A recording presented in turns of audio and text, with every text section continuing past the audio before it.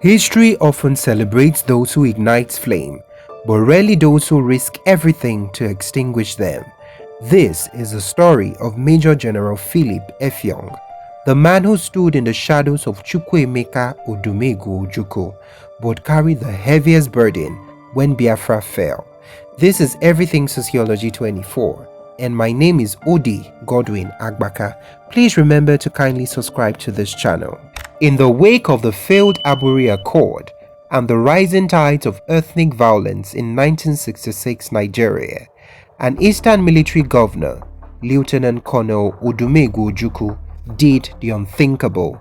He declared Eastern Nigeria a sovereign nation, the Republic of Biafra.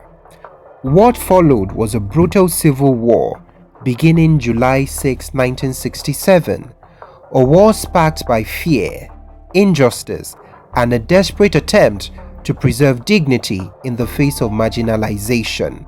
Nigeria, backed by global superpowers, responded with overwhelming force, and at the heart of Biafra's fragile defense stood a quiet, calculating man, Philip Effiong. Philip Effiong wasn't just a soldier, he was Nigeria's first Director of Ordnance, trained in England, battle-hardened in the Congo, and deeply principled.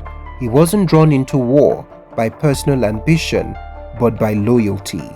As Ojukwu's second in command and Biafra's Chief of General Staff, Effiong bore the weight of succession, but never sought the spotlight. By late 1969, Biafra was in ruins. Over 2 million lives, mostly children, lost to starvation and disease as Nigeria tightened its blockade. Town after town fell.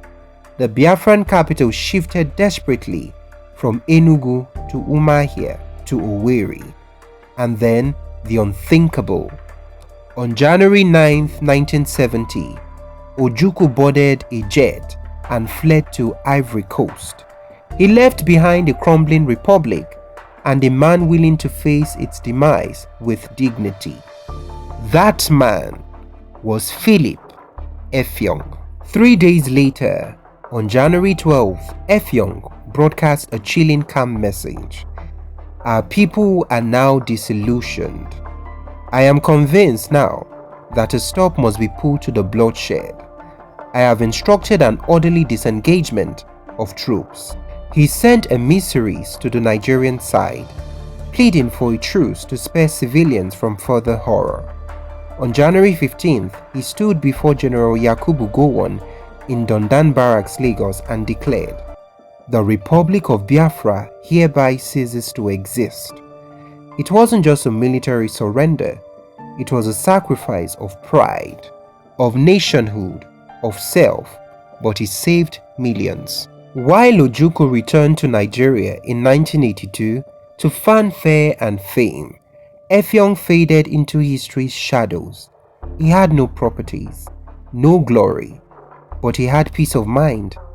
In 1996, he reflected, "I have no regret. I saved so many souls on both sides." Effiong chose humanity over hubris, peace over power. His children remember a man who carried the scars of war, not with bitterness, but with grace. Why should we remember Philip Effiong today? Because he represents what leadership should look like. Not in victory, but in surrender. Not in ego, but in empathy. He reminds us that sometimes the most heroic thing a man can do is to stop a war. So next time we speak of Biafra, remember the man who ended the suffering, the quiet giant who walked into Nigerians' heart with no weapon, no threat, just a plea for peace. Thank you for watching once again. Please remember to kindly subscribe to Everything Sociology 24. My name is Odi Godwin Agbaka.